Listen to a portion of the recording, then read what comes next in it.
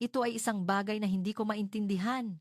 Isang gurong may tungkod ang sumigaw habang nakahawak sa kanyang mobile phone na may nanginginig na kamay sa arrival lobby ng Ninoy Aquino International Airport, Terminal 3.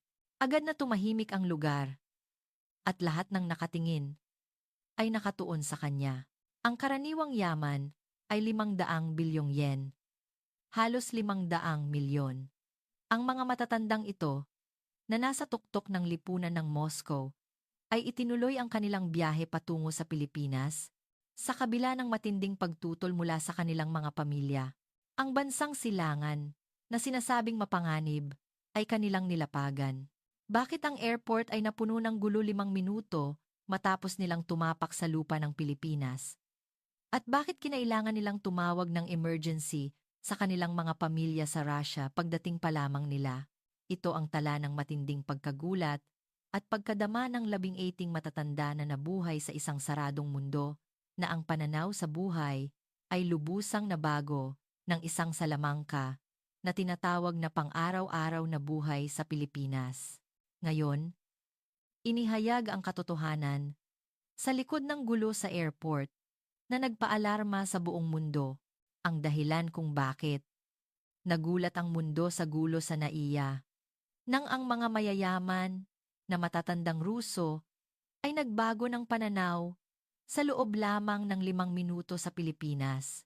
Mga kaibigan, nagkakagulo pa rin ang mataas na uri ng lipunan sa Moscow. Lolo, delikado ang lugar na iyan. Walang kabuluhan ang matinding pagpigil ng apo. 18 matatanda, nakabilang sa pinakamayaman sa Russia, ang biglaang nagpasiya na magbiyahe sa Pilipinas. Ang karaniwang yaman ay lumampas sa 500 bilyong yen at ang karaniwang edad ay 75. Sila ang mga taong hindi pa nakakalabas ng Moscow sa buong buhay nila. Mahigpit na tumutol ang kanilang mga pamilya. Bakit ninyo gustong pumunta sa isang malayong bansa sa silangan? Ngunit matibay ang kanilang desisyon. At sa arrival lobby ng Naya, sabay-sabay na huminto ang 18 matatanda. Nawalan sila ng salita sa tanawin sa kanilang harapan. Ano ito? Ano ang nangyayari dito? Pagkatapos ng ilang sandali, kinuha nila ang kanilang mga mobile phone. Nagsimula silang tumawag ng emergency sa kanilang mga pamilya sa Russia. Hoy! Hindi ako makapaniwala sa tanawin na nakikita ko ngayon. Anak! Kukuha ako ng litrato at ipadadala sa iyo. Hindi ka maniniwala kung hindi mo makikita ng personal. Ano ba talaga ang nangyari? Ang nakakagulat na. Isang linggo na, personal na, itinala ng Russian travel expert na si Olga. Pakinggan natin ito ngayon. Bago tayo magsimula, kung maaari ninyo kaming bigyan ng subscribe at like, malaking tulong ito sa pagpapakilala ng kahangahangang kwento ng Pilipinas. Kumusta? Ako si Olga Petrova, isang dalubhasa sa luxury travel sa loob ng 20 taon sa Moscow, Russia. Kamakailan, nagkaroon ako ng pinakahindi malilimutang karanasan sa aking buhay. Ito ay isang espesyal na biyahe, kung saan sinamahan ko ang 18 matatanda, ang ultra-rich ng Russia, patungo sa Pilipinas. Ang karaniwang edad ay 75 at halos lahat sila ay hindi pa nakakalabas ng Moscow. Simula pa lang, puno na ako ng pag-aalala. Naalala ko na patuloy akong nag-aalala kung ang mahabang flight ay makakaapekto sa kanilang kalusugan o kung makakaangkop sila sa kulturang Asyano na hindi pamilyar sa kanila. Ngunit ang aking mga pag-aalala ay lubos na mali. Dumating kami sa NAIA Terminal 3 bandang 1 a.m. Habang naglalakad kami sa concourse patungo sa immigration, biglang huminto ang isang 78 taong gulang na lolo. Tumingin siya sa paligid. At nanlalaki ang kanyang mga mata dahil ang buong airport ay nagniningning sa liwanag.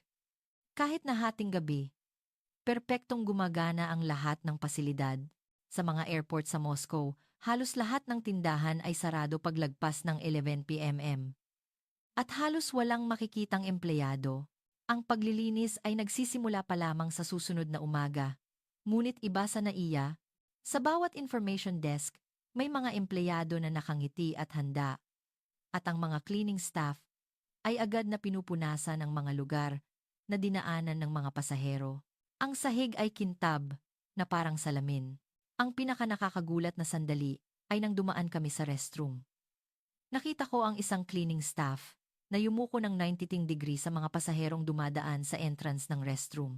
Hindi ako makapaniwala sa nakita ko dahil ito ay isang tanawin na hindi kailanman maiisip sa Russia.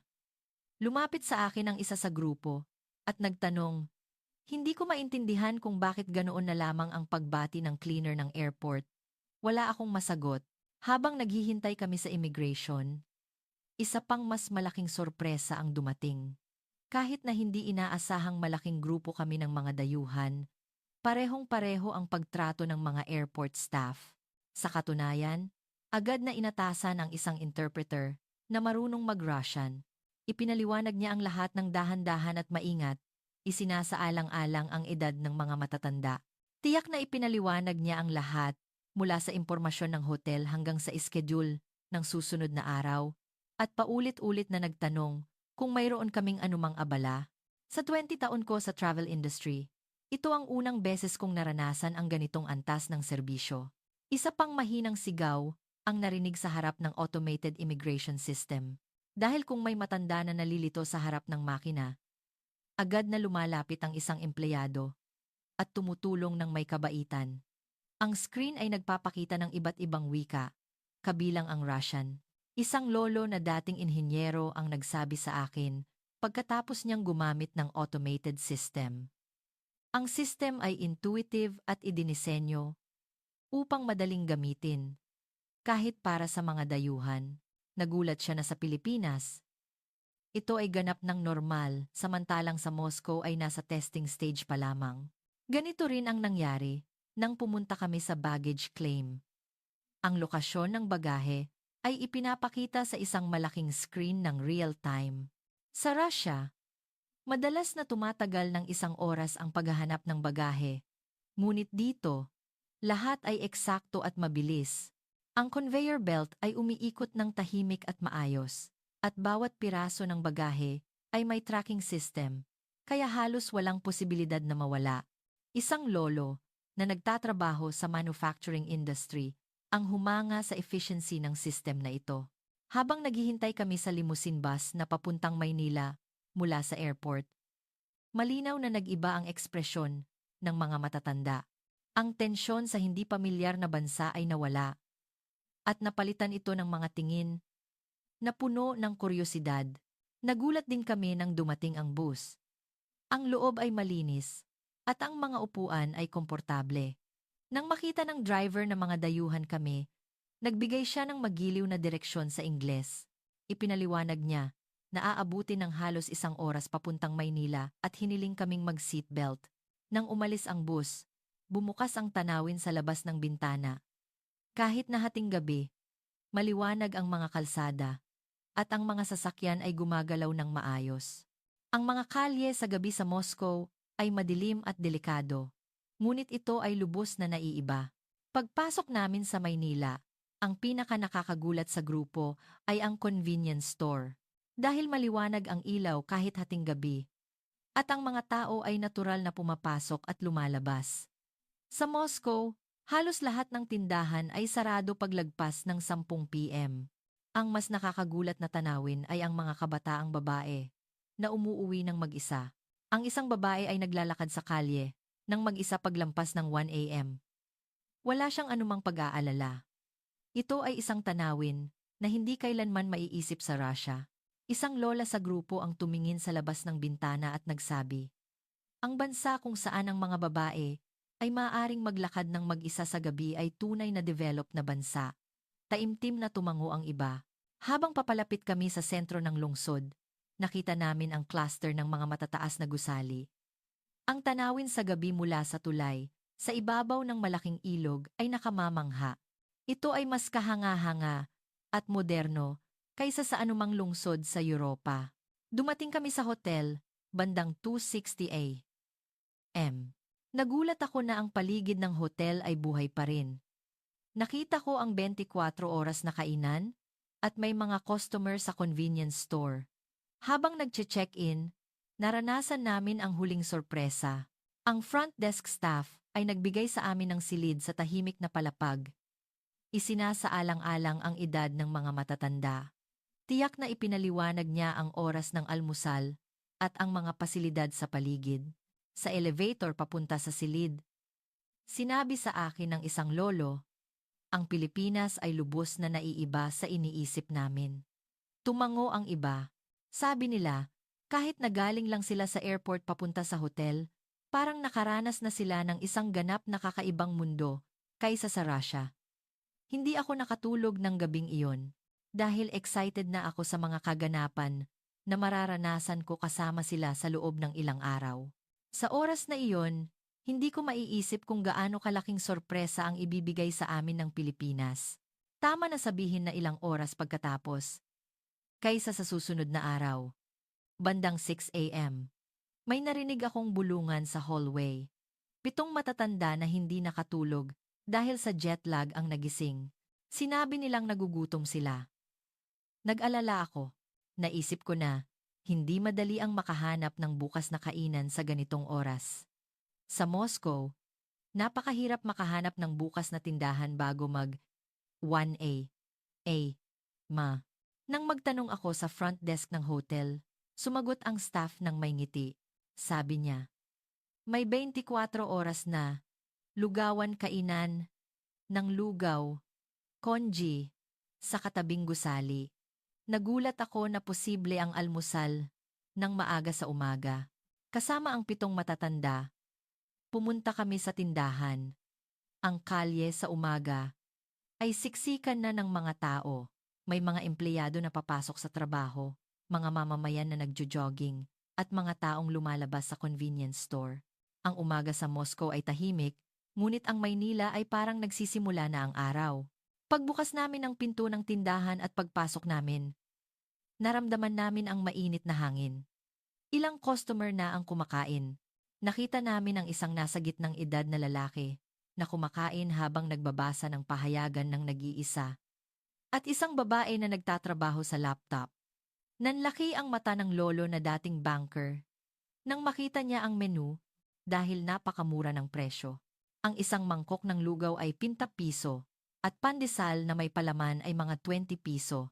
Ito ay isang presyo na hindi ka panipaniwala kung ikukumpara sa halaga ng buhay sa Russia.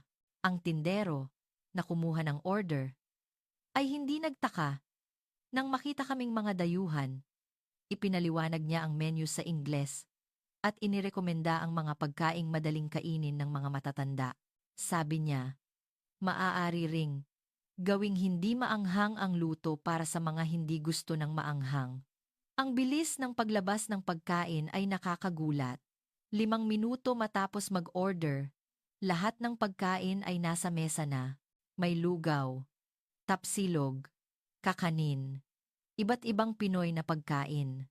Ang mga matatanda ay kalahating kuryoso at kalahating nag-aalala sa unang pagkakataon na nakita nila ang pagkaing Pilipino. Ang pinaka-nakaka-impluwensyang pagkain ay ang lugaw. Sinubukan ng isang lolo na tikman ito ng dahan-dahan at lumiwanag ang kanyang ekspresyon.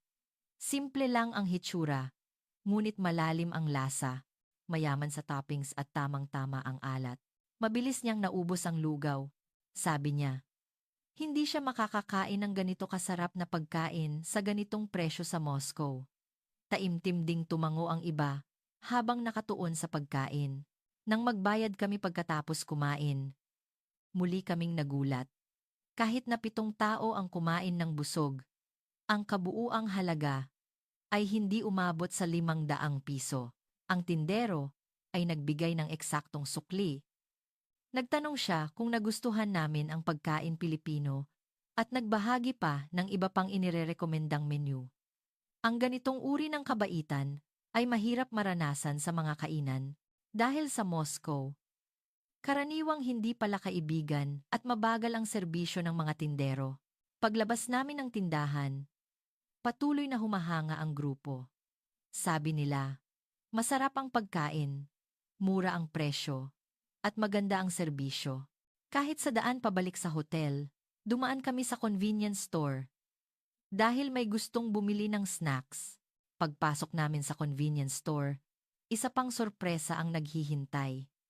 Kahit na hating gabi, ang loob ng tindahan ay malinis na parang department store at punong-puno ng mga produkto. Ang mas nakakagulat ay ang dami ng bagay na maaaring gawin sa convenience store. Hindi lang bumili ng mga bagay, kundi pati na rin ang pagpapadala ng package, pagbabayad ng bills, at maging ang mga banking transaction ay posible. Ang mga store sa Russia ay nagbebenta lamang ng simpleng pagkain, ngunit ang convenience store sa Pilipinas ay parang isang maliit na department store. Bawat matanda ay pumili ng snacks na gusto nila. Kuryoso silang tumingin sa mga chips at inuming Pilipino. Ang fruit juice ang pinakapopular dahil mayroon itong hugis ng lalagyan na hindi pa nila nakikita sa Russia. Nagkaroon din ng sigaw ng paghanga sa counter. Napakabilis ng pag-compute at mabait ang tindera. Hindi siya nagpakita ng anumang hindi magandang ekspresyon sa aming mga dayuhan.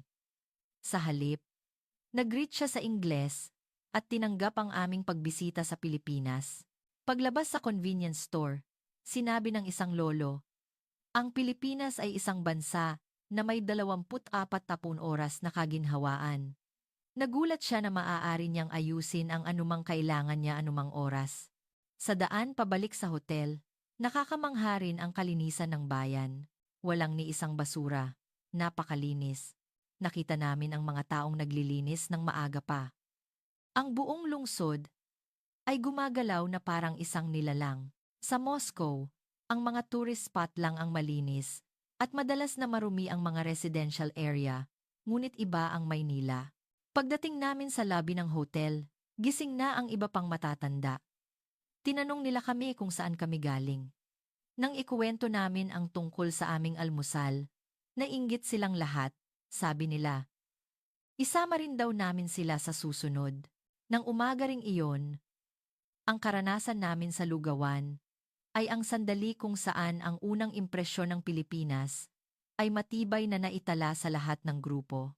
Bandang 9 a.m. sinimulan namin ang formal na paglilibot sa Maynila. Ang una naming destinasyon ay isang malaking parke. Ito ay inirekomenda ng staff ng hotel. Sabi nila, ito ang lugar kung saan makikita ng husto ang pang-araw-araw na buhay ng mga mamamayan. Ang pagpunta sa pamamagitan ng subway LRT, MRT, ay isang bagong karanasan din para sa mga matatanda. Halos lahat sila ay gumamit lamang ng private car sa buong buhay nila. Pagpasok namin sa subway station, nagulat ang grupo dahil napakalinis ng loob ng istasyon. Ang sahig ay kintab na kintab at walang ni isang gasgas sa pader.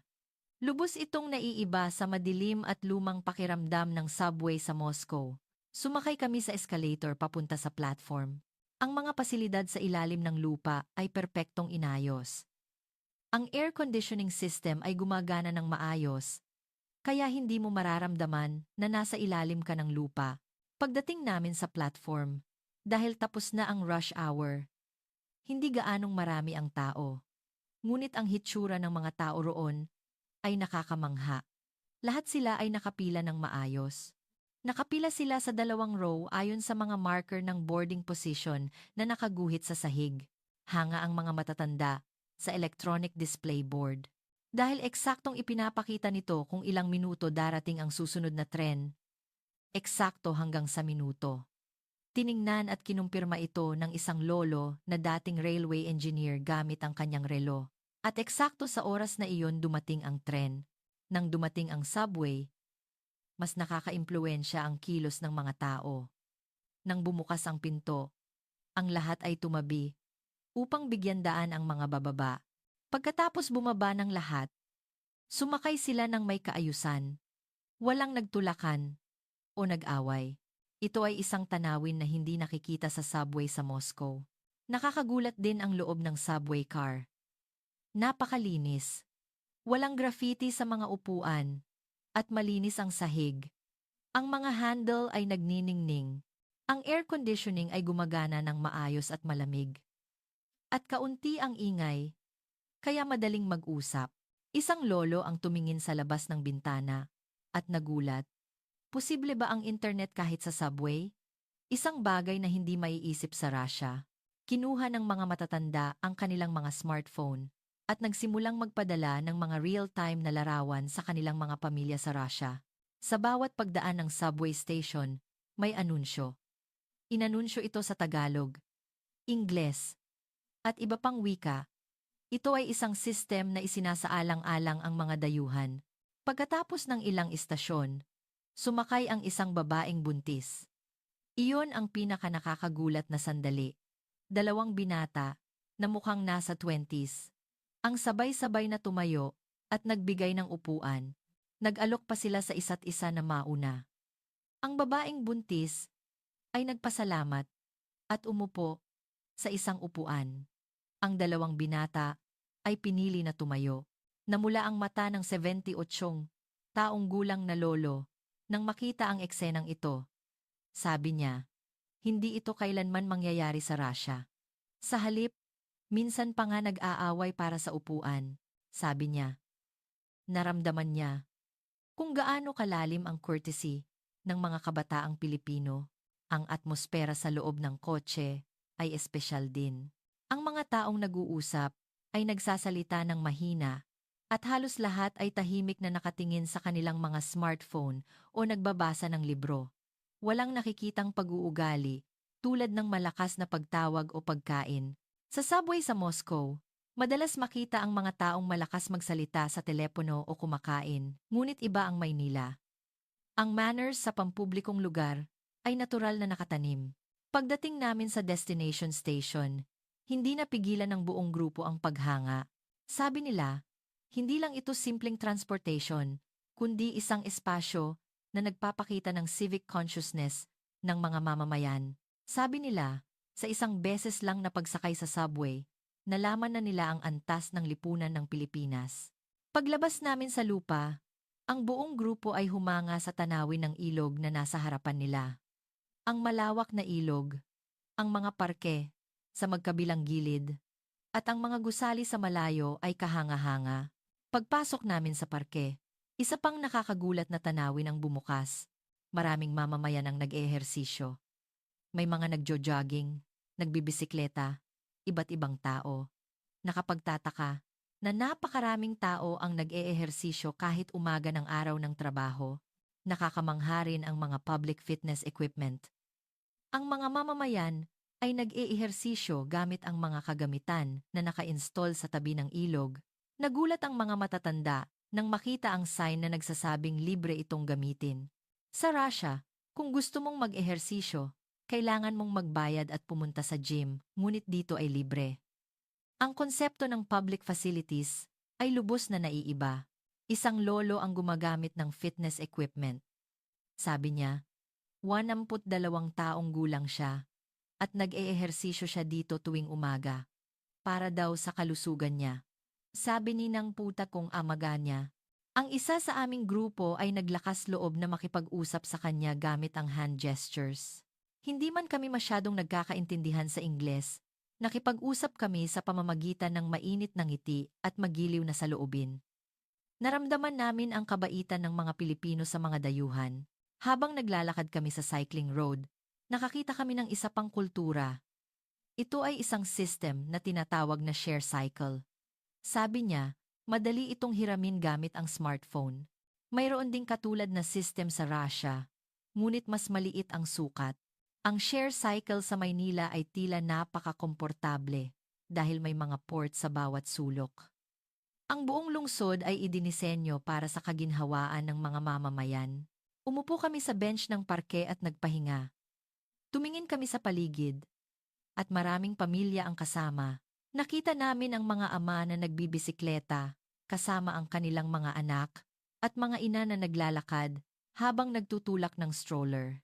Isang tanawin ng mapayapang pang-araw-araw na buhay. Ang pinaka-nakaka-impluwensya ay ang mga taong naglalakad kasama ang kanilang mga aso. Lahat sila ay may leash at may dalang waist bag.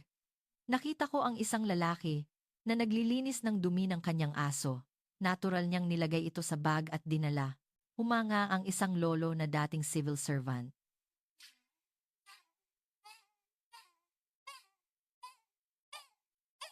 Sabi niya, napakataas ng civic consciousness.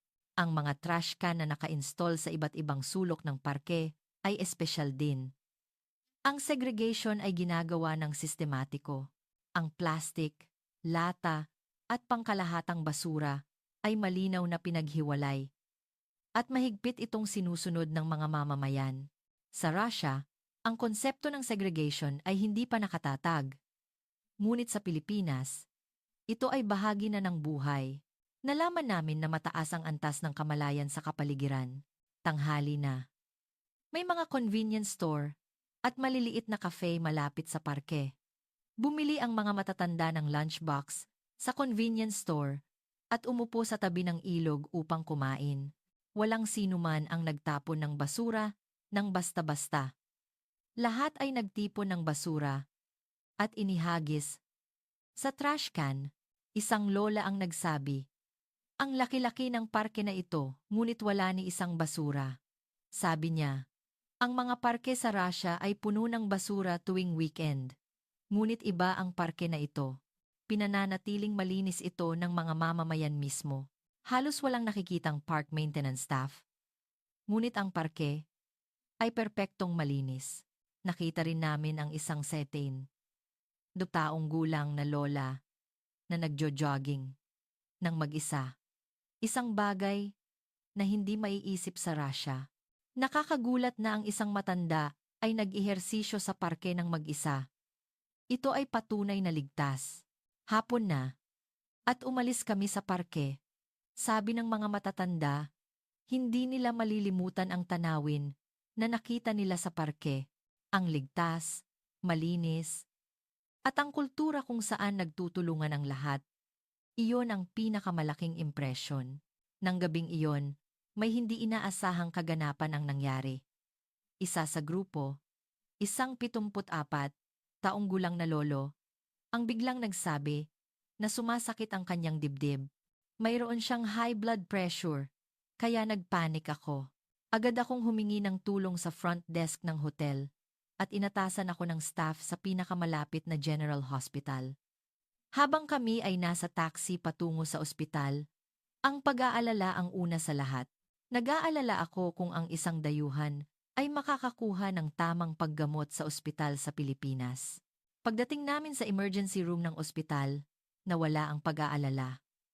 Ang nurse sa reception ay inalam ang sitwasyon sa matatas na Ingles at nakakagulat, agad na inatasan ng isang interpreter na marunong mag-Russian.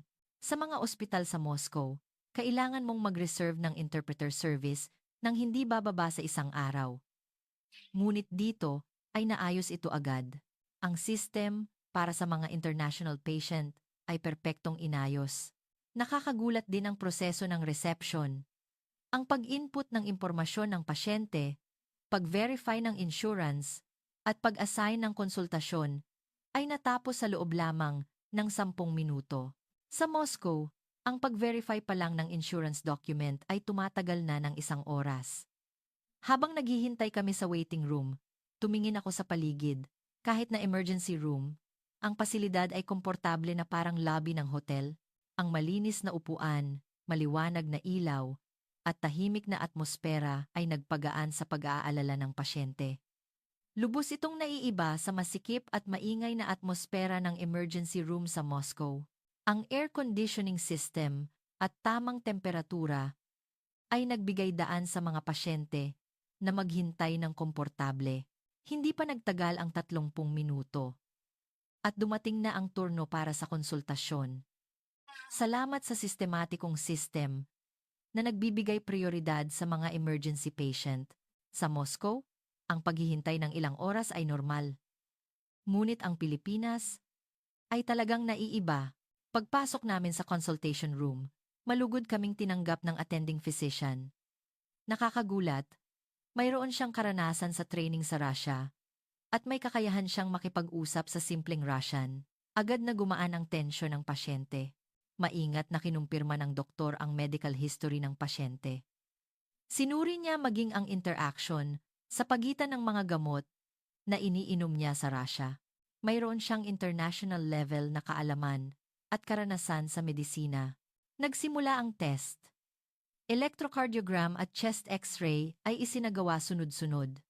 Lahat ng test ay natapos sa loob ng 1 oras. Sa Moscow, ang pagkuha pa lang ng x-ray ay tumatagal na ng ilang araw, ngunit ang bawat testing room ay may latest equipment. Ang mga nurse ay napaka-propesyonal at mabait. Ipinaliwanag nila ng detalyado ang proseso ng test, isinasaalang-alang ang pasyenteng matanda. Ang resulta ng test ay na-input sa system ng real-time. Agad na kinumpirma ng doktor ang resulta sa tablet. Mabilis din ang diagnosis. Nakakagulat ang efficiency ng digital medical system. Sa kabutihang palad, walang malaking problema. Natuklasan na ito ay pansamantalang sintomas dahil sa pagod sa biyahe at jet lag. Habang gumagawa ng prescription, ipinaliwanag ng doktor na pumili siya ng gamot na maaaring patuloy na inumin pagbalik sa Russia. Ang ganitong uri ng maliit na courtesy ay bihirang makita kahit sa mga ospital sa Moscow. Ito ay isang pamamaraan na komprehensibong isinasaalang-alang ang sitwasyon ng pasyente. Nang kunin namin ang gamot sa pharmacy, ipinaliwanag ng pharmacist ang paraan ng pag-inom sa Ingles at Russian. Naranasan namin ang huling sorpresa sa proseso ng pagbabayad, kasama ang emergency consultation, iba't ibang test, at prescription drug. Ang kabuuang halaga ay humigit kumulang 3,500 piso. Isinasaalang-alang na ito ay private consultation fee. Ito ay isang napakamakatuwirang presyo. Ito ang sandali kung saan kinumpirma namin na ang Pilipinas ay mas mahusay kaysa sa Russia sa mga tuntunin ng akses sa medisina. Paglabas namin ng ospital, sinabi ng mga matatanda na kasama ko, ang kabuuan ay tumagal lamang ng 2 oras, mula reception hanggang discharge. Isang bilis na hindi maiisip sa Moscow. Sabi nila, ang mas nakakagulat ay ang profesionalismo at kabaitan ng medical staff. Paulit-ulit ding sinabi ng pasyente ang kanyang pasasalamat. Sabi niya, nagpapasalamat siya sa medical staff ng Pilipinas na nag-alaga sa kanya ng ganoon kaingat bilang isang dayuhan. Ang kanyang mga mata na namumula. Ay naaalala ko pa rin ngayon. Ilang araw pagkatapos, pumunta kami sa Intramuros, Quiapo. Dahil gusto ng mga matatanda na mamili. At gusto ko ring ipakita sa kanila ang komersyal na kultura ng Pilipinas. Pagbaba namin sa istasyon ng LRT at paglabas sa kalye, naramdaman namin ang buhay na atmosfera. Masiksikan ito dahil weekend. May mga nagtitinda ng souvenir, barong o damit Pilipino, at iba pang general goods. Nagningning ang mata ng mga matatanda. Nauna ang mga babaeng matatanda sa cosmetics section. Dahil alam nilang maganda ang reputasyon ng mga cosmetics sa Pilipinas. Pagpasok namin sa tindahan, tinanggap kami ng tindera sa Ingles, maraming tester product. Kuryoso na sinubukan ng mga matatanda ang mga produkto. Magiliw na ipinaliwanag ng tindera. Inirekomenda niya ang mga produkto na angkop sa skin type at itinuro pa ang paraan ng paggamit. Nagpakita rin siya ng courtesy sa paghahanap ng mga produkto na angkop sa balat ng mga matatanda. Maraming binili ang isang lola. Hindi lang para sa sarili niya, kundi pati na rin para sa anak, manugang, at mga kaibigan. Sabi niya, satisfied siya dahil mura ang presyo at maganda ang kalidad, sabi niya. Ang parehong produkto sa Russia ay doble ang presyo. Bumili kami ng street food sa Tiangge, shopping alley. Humanga ang mga matatanda nang unang beses silang kumain ng turon, sweet banana roll. Tila nagustuhan nila ang matamis at mainit na turon. Nagtaka rin sila sa taho. Sweet, soft tofu. Nag-enjoy sila sa natatanging kultura ng street food sa Pilipinas. Habang naglalakad sa kalye, pumasok kami sa isang souvenir shop. Ang mga tradisyonal na produkto ng Pilipinas ay ginawa ng moderno. May mga baybayin na t-shirt at iba pang local crafts. Pumili ang mga matatanda ng pasalubong para iuwi. Nagbigay ng special discount ang tindero sa mga dayuhang customer. Sabi niya, Salamat sa pagbisita ninyo sa Pilipinas. Ang kabaitan na ito ay nagbigay ng inspirasyon sa mga matatanda, tanghali na, at pumasok kami sa isang kainan. Dahil gusto ng mga matatanda na kumain ng seafood sinigang o inihaw na bangus. Pagpasok namin, siksikan ito ng mga dayuhang customer. Ang menu ay may larawan at paliwanag sa Ingles, kaya madaling umorder. Nang lumabas ang pagkain, humanga ang mga matatanda dahil napakaganda ng kulay. Nagturo ang tindero kung paano ito kainin. Ginaya ito ng mga matatanda at nag-enjoy. Ang lasa ay kahanga-hanga. Pagkatapos kumain, bumisita kami sa isang lumang simbahan, A.G. San Sebastian Church. Nakita namin ang makasaysayang gusali at naramdaman din ang kasaysayan ng Pilipinas. Tahimik na hinangaan ng mga matatanda ang gusali. Nagustuhan nila ang mapayapang atmosfera. Umupo kami sa hagdanan ng simbahan at nagpahinga. Pinag-usapan namin ang aming mga karanasan sa loob ng ilang araw. Sabi ng lahat, napakahalaga ng oras namin sa Pilipinas. Sabi nila, ito ay mas magandang karanasan kaysa sa inaasahan nila. Isang lolo ang nagsabi, wala akong alam tungkol sa Pilipinas, ngunit ngayon, ito ay naging paborito kong bansa.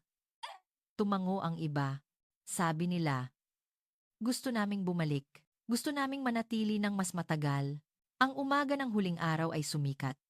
Maagang nagising ang mga matatanda at nag-ayos ng kanilang bagahe dahil kailangan nilang pumunta sa airport sa hapon. Habang nag-aalmusal, tahimik silang lahat, malinaw na nakikita ang kalungkutan. Bago umalis sa hotel, nagpakuha kami ng commemorative photo sa lobby. Ang mga staff ng hotel ay nakipag-picture sa amin. Nagpaalam kami sa mga staff na nakasama namin sa loob ng isang linggo. Ang atmosfera sa loob ng bus papuntang airport ay lubos na naiiba sa unang pagdating namin. Sinusubukan ng mga matatanda na ikintal sa kanilang isip ang tanawin ng Maynila na dumadaan sa labas ng bintana. Isang lola ang tahimik na nagsabi, gusto kong bumalik sa loob ng isang taon. Sumang-ayon ang iba. Sabi nila, gusto naming manatili ng mas matagal sa susunod. Dumating kami sa Naya. Ito ang lugar kung saan kami unang tumapak isang linggo na ang nakalipas.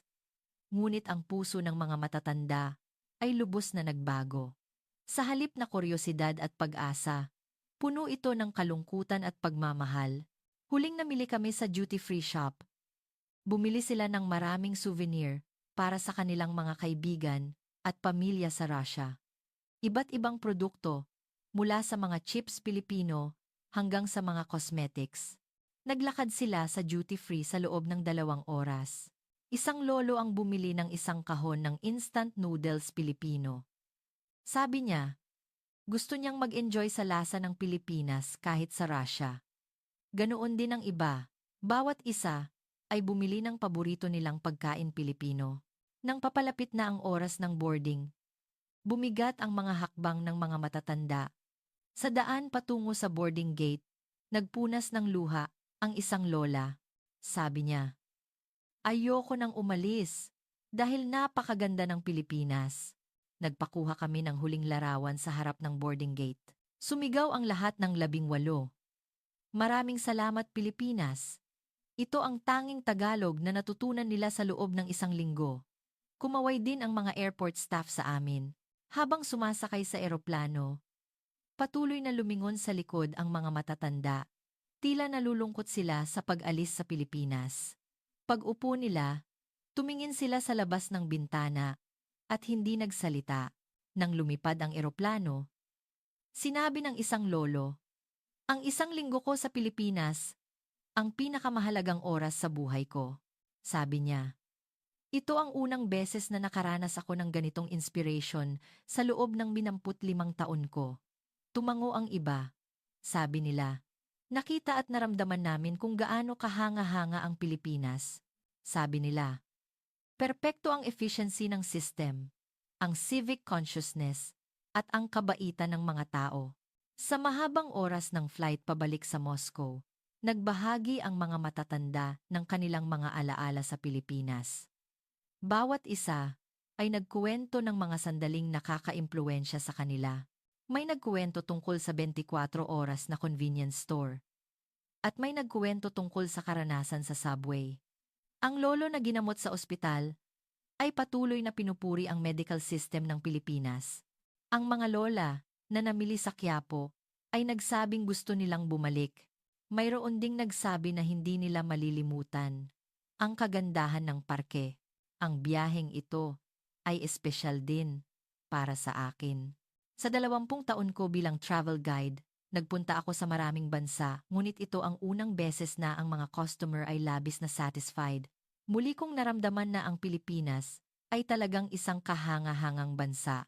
Dumating kami sa Moscow kinabukasan ng umaga. Sinalubong kami ng mga pamilya.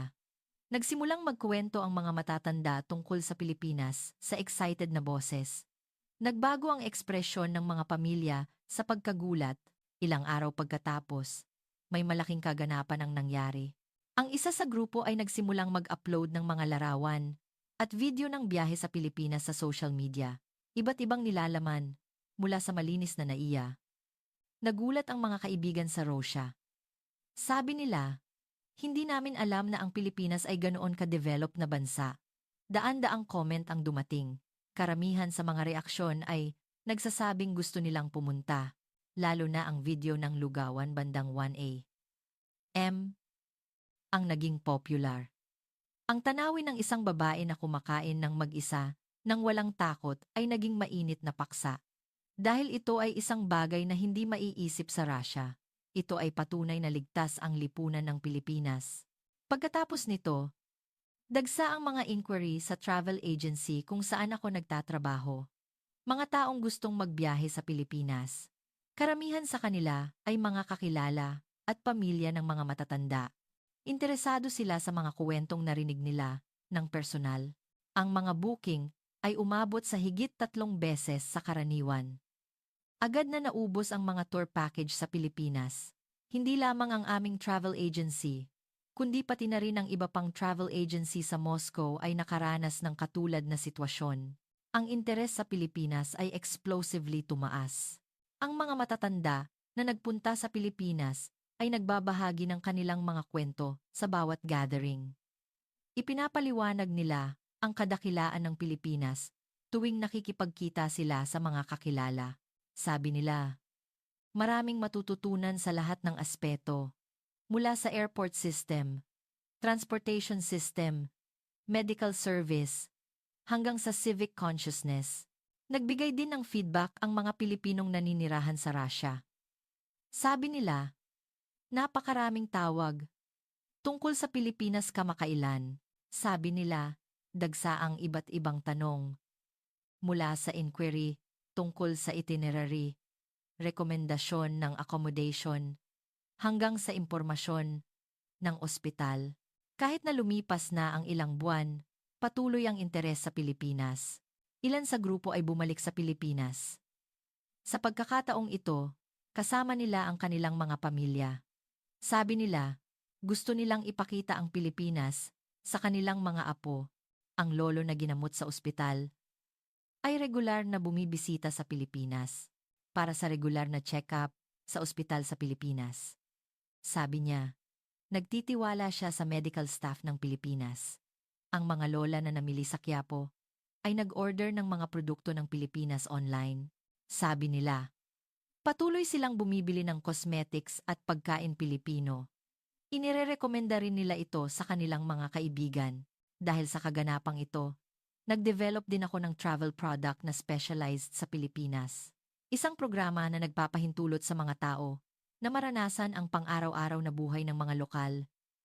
Hindi lang simpleng tourism, maraming tao ang nagpapakita ng interes. Ang Pilipinas ay hindi na isang hindi pamilyar na bansa para sa mga Ruso. Ito ay naging isang bansa na gustong matutunan. Isang bansa na gustong puntahan. Lalo na para sa henerasyon ng mga matatanda, ang Pilipinas ay naging isang espesyal na lugar na nagbibigay ng sorpresa at inspirasyon. Ang biyahe noong araw na iyon ay nagbigay din ng malaking impluwensya sa aking buhay.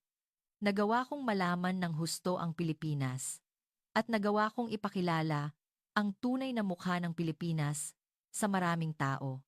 Ito ang pinakamakabuluhang karanasan sa 20 taon ko sa travel industry. Patuloy akong nakikipag-ugnayan sa mga matatanda na kasama ko noon.